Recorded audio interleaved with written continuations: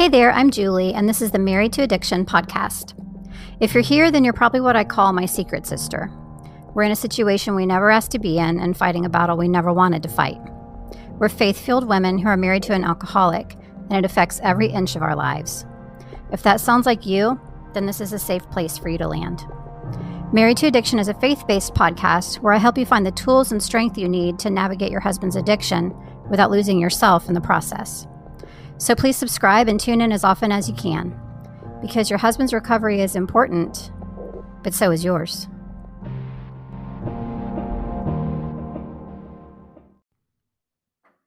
Hey there, before we get started today, I just wanted to make sure that you knew about the Secret Sister Circle. That is a membership that I created to basically take the exhausted wife of an alcoholic from just sitting around wishing things would change, praying things would change, hoping things would change, to actually knowing what to do to find some stability and peace and happiness again. So I started this back in July, I believe, and we have covered a lot of ground since then. So I just wanted to go over real quickly with you just some of the topics that we've covered in there so you can kind of get an idea of what we talk about and if these are some things that maybe you could actually use. So we started out with talking about some common pitfalls that wives of alcoholics fall into and how to overcome those. We talked about the all-important taking thoughts captive, and we really dove deep into exactly how to do that and how it can really just improve everything in your situation. We've talked about codependency, understanding alcoholism, boundaries, effective communication with an addicted spouse. We have also covered a lot of spiritual ground, like how to really embrace and implement a meaningful quiet time with the Lord into your life, how to deepen your relationship with God. We did a study on that. We did a study on trusting in God. We did a study on how to hear from God. We've talked about self-care for wives of alcoholics and what that looks like and exactly how to implement that. We've done a self-worth study, just covered so many great things in there. And all of the material is presented to you in a way that is easy to consume, but also it gives you a lot of assistance in actually knowing how to implement this stuff into your life. Because I'm sure you've heard me say before, knowing is one thing, but doing is everything. So that is the Secret Sisters membership in a nutshell. I would absolutely love to have you join me there. It is super powerful, and just there's some great life-changing stuff going on in there. You can find out more about it by going to my website, marriedtoaddiction.com, and just clicking on the tab that says membership. I believe it's under the Get Help tab, or drop down rather, and you'll see it there, Secret Sisters membership. So please go check it out. I would absolutely love to have you there with us. Hello, and welcome to episode 29 of the Married to Addiction podcast. Today's episode is entitled, Is Addiction a Disease? And we touched on this a little bit back in the episode where we talked about the myth of choice. But today I wanted to dig a little bit deeper into this topic because it's a really important one.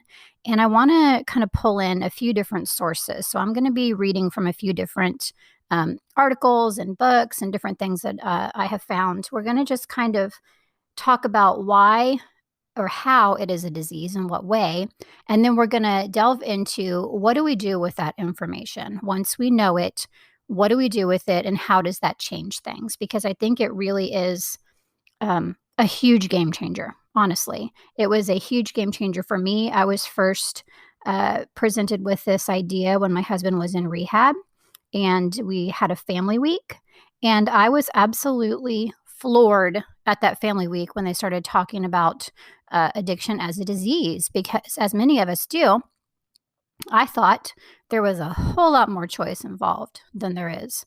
And it affected how I interacted with my husband and how I approached his addiction and how I thought about his addiction and how I thought about our relationship, because I thought that it was, way more personal than it actually is, because I thought he was choosing it and all of those things. So this is a really, really important thing to talk about. You may have heard me say before that the Lord has not only put wives of alcoholics on my heart, but also the alcoholic as well, and some of the things that they're going through, because having been through this with my husband, I learned some things that I had no idea about. There are a lot of huge misconceptions around what alcoholics deal with and, what is at the root of what the issue is. It's way different and way deeper than what we see on the surface. So, the first thing I want to do is go to an article that I found on drugfree.org, and it is titled, Is Addiction a Disease? And I wanted to just read this part to you real quick. It says addiction is defined as a disease by most medical associations, including the American Medical Association and the American Society of Addiction Medicine. Like diabetes, cancer, and heart disease, addiction is caused by a combination of behavioral, psychological, environmental, and biological factors. Genetic risk factors account for about half of the likelihood that an individual will develop addiction.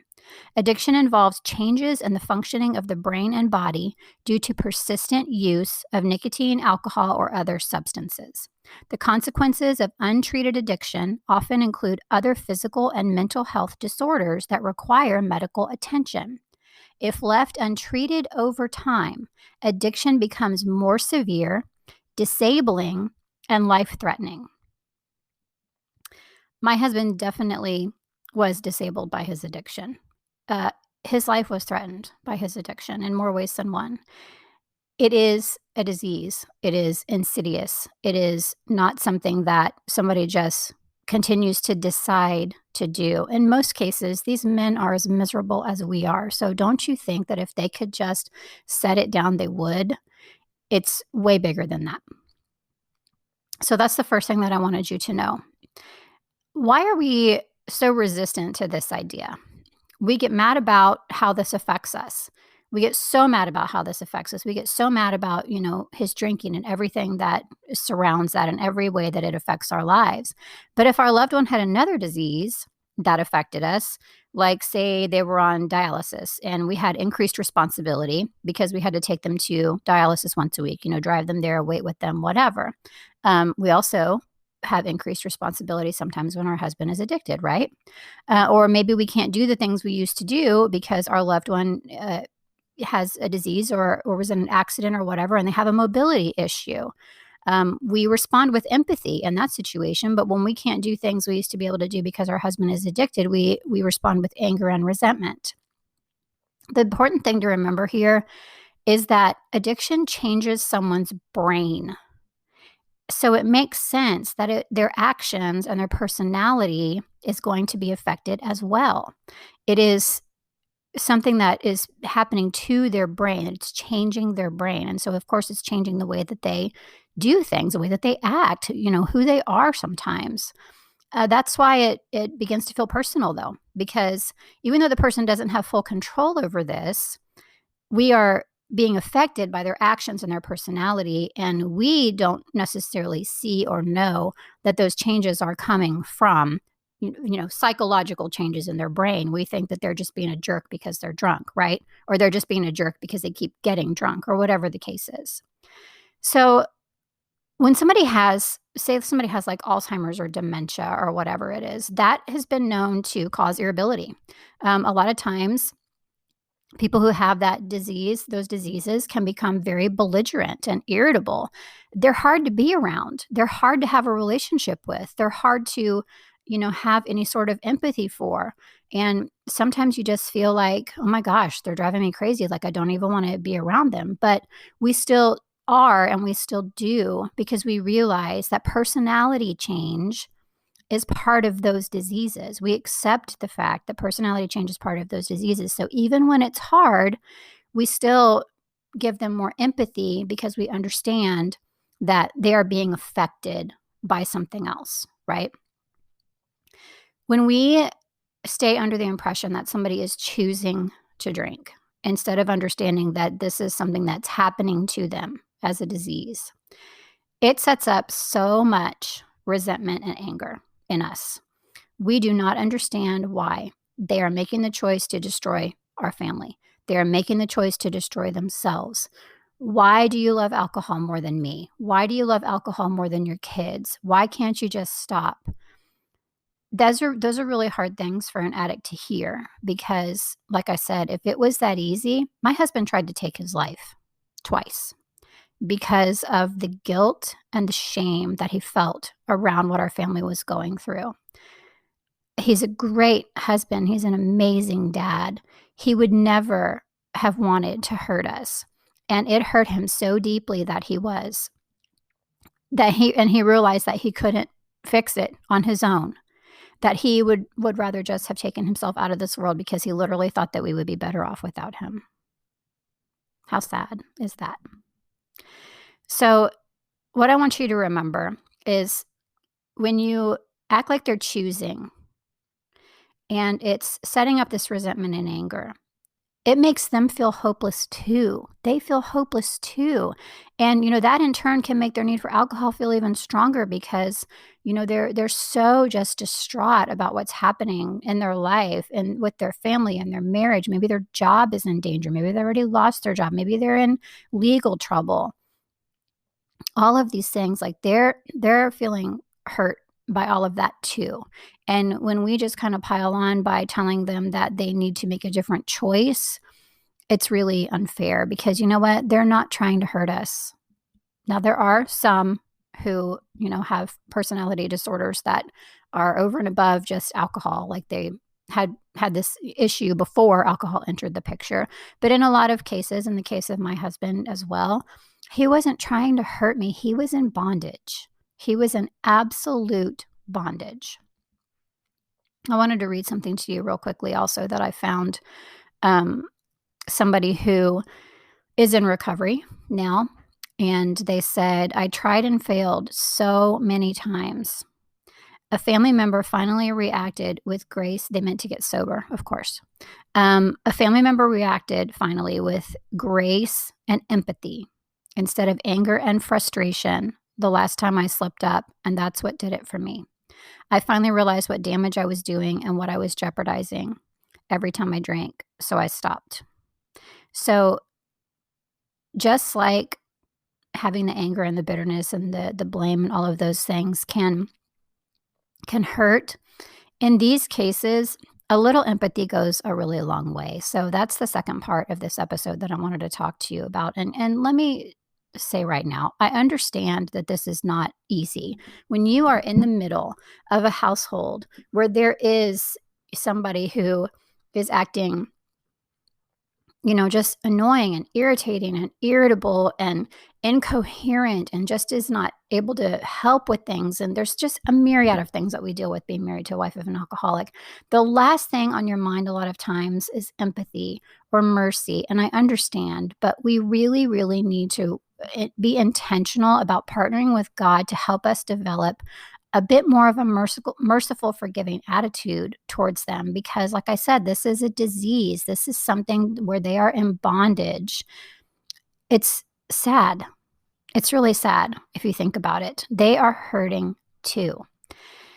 Another reminder is, we don't always deserve God's goodness and mercy. We don't always deserve his forgiveness, but he gives it to us anyway. And he expects us to do the same for others. So, of course, we're coming at this from human understanding and human emotions and all of that, but it can be so healing for both you and your husband to really try to practice this. And you have 1000% got to lean on the Lord for this, 1000%, because guess where a godlike mercy and forgiveness can come from when you are living with an alcoholic husband. It comes from the Lord, and he can impart that upon you, and you can pray for it, and you can tell him, I need more of that. Give me more of that, and he will. So there's a couple of things that I wanted to read regarding what the Bible has to say about this, and it doesn't specifically say an alcoholic family member, but guess what? It doesn't specifically say that those people are excluded from these verses either, from the scripture. So they're included. It doesn't say, you have to do this except for if your family member is an alcoholic, or except if your husband is an alcoholic. Then, we get it. That's hard. You don't have to do this. It doesn't say that, friend. It doesn't. Here's what it says in 1 Timothy 5:8, and this is the Message translation. I love the way this reads. Anyone who neglects to care for family members in need repudiates the faith. That's worse than refusing to believe in the first place. Ouch. That one stings a little bit, I know. But like I said, it doesn't say anyone who neglects to care for family members in need, unless that family member is in need because they're an alcoholic, because that's different. It doesn't say that. So let's talk about how acceptance of the fact that alcohol is a disease can change everything. We touched on it a little bit. I read to you what the person in recovery said about how it changed everything for them. It was the difference maker for them. And that's because acceptance and understanding of alcohol as a disease breeds empathy and mercy. Continuing to believe it's personal breeds anger and resentment.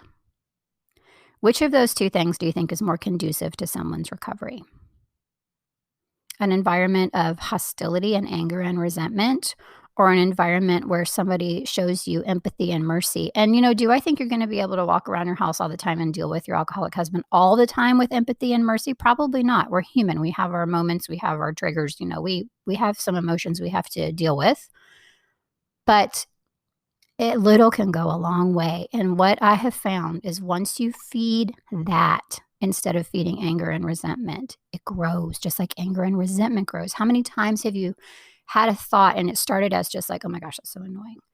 And then it's like, you know why it's so annoying? Because such and so, such and so. And oh my gosh, that reminds me, you know what else is annoying? And because that's annoying, this is also, you just like, it just runs away with you. And pretty soon, if you're like me, like your heart's racing and you're like sweating and you're mad because you're feeding that. But if you are intentional about feeding empathy and mercy and trying to have understanding around addiction as a disease, that can make all the difference in the world. I want to read you something else from 1 Timothy. It's about 1 Timothy 5:8. This was from my Bible. I have the Bible that has commentary by Joyce Meyer, and it is great. And this was one of the little blurbs that she wrote in there that I thought could also pertain to what we're going through. 1 Timothy 5:8 teaches us that we have a responsibility to care for our families. We have a duty not only to care for our spouses and our children, but if we have elderly parents or grandparents, we need to provide for them as well. This is a duty for us to perform whether we feel like it or not. Whether we feel like it or not. You may have dependent elderly parents who never really took proper care of you. They may have even abused you. Is it really your duty to take care of them now? Yes, it is. If you can't do it for them, do it for God. As you do, you will demonstrate the kind of fruit that accompanies obedient faith. If you cannot find it in your heart right now to have mercy and empathy towards your husband, do it for God. Because it says right there, right after, as you do, you will demonstrate the kind of fruit that accompanies obedient faith. So there's a second part to that. You do your part, God will do his part, right? So what can we actually do to keep our heads and our hearts in the right place when it comes to our husband's addiction? We can work on acceptance of addiction as a disease. That's the bottom line. It helps us to understand what our husband is going through, and it just really sheds a whole new light on what he's dealing with. So I encourage you to do some research on that. There are a lot of great alcohol websites out there about alcoholism and addiction as a disease. All you have to do is Google that, and there'll be a plethora of things that come up. What else can we do? We can, of course, let God deal with what's going on with our husband, which we've talked about a billion times. And in the meantime, we can change things on, quote unquote, our side of the street to make things easier for us. So I know you've heard me talk about there are changes you can make. There are things you can do. So many people say there's nothing you can do. There are things you can do. 100% there are things you can do. There are a lot of things you can do, actually, to make it easier for you while you're going through this. Need some help with that? Secret Sister Circle is there for you. That is completely what we talk about, what we do there, what we work on, what we implement. It can be life-changing. I would love to have you in there. I know you've heard me talk about it before, but I'm not going to go into too many details. You can get a lot more information on the website, marriedtoaddiction.com. Go to the Get Help drop down, and you will see the Secret Sister Circle membership there. But that is 100% what we do there. Work on our side of the street to make life easier for us. I want to leave you with Isaiah 58, 6 through 11. This is so powerful. Oh my gosh. When I found this, and it's so funny. God, of course, always knows like what I'm thinking of talking about on this podcast, and even in the Secret Sister Circle, I get so many like what I call God downloads for there and for here. But this just happened to be my reading, one of my readings today, as I prepared for this podcast, and it was perfect. So I want to leave you with this: Isaiah 58, 6, 11. No, this is the kind of fasting I want. Free those who are wrongly imprisoned. Lighten the burden of those who work for you. Let the oppressed go free, and remove the chains that bind people. Share your food with the hungry. Give shelter to the homeless. Give clothes to those who need them. And do not hide from relatives who need your help. Then your salvation will come like the dawn, and your wounds will quickly heal. Your godliness will lead you forward, and the glory of the Lord will protect you from behind. Then when you call, the Lord will answer. Yes, I am here. He will reply quickly. Remove the heavy yoke of oppression. Stop pointing the finger and spreading vicious rumors. Feed the hungry and help those in trouble. And then your light will shine out from the darkness, and the darkness around you will be as bright as noon. The Lord will guide you continually, giving you water when you are dry and restoring your strength. You will be like a well-watered garden, like an ever-flowing spring. I hope this has been helpful for you. As always, thanks so much for listening, and I will see you next time.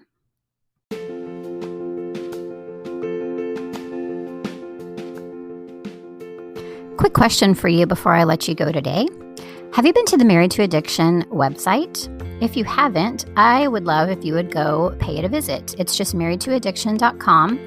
And over there, you can see just a lot of different information about my podcast. There is a blog on there. There's some free resources for you. And there's also a few ways that you can actually get some help if you need a little more help and direction and support as you travel this difficult path with your addicted husband. So if you haven't yet, please go visit marriedtoaddiction.com. Thanks so much.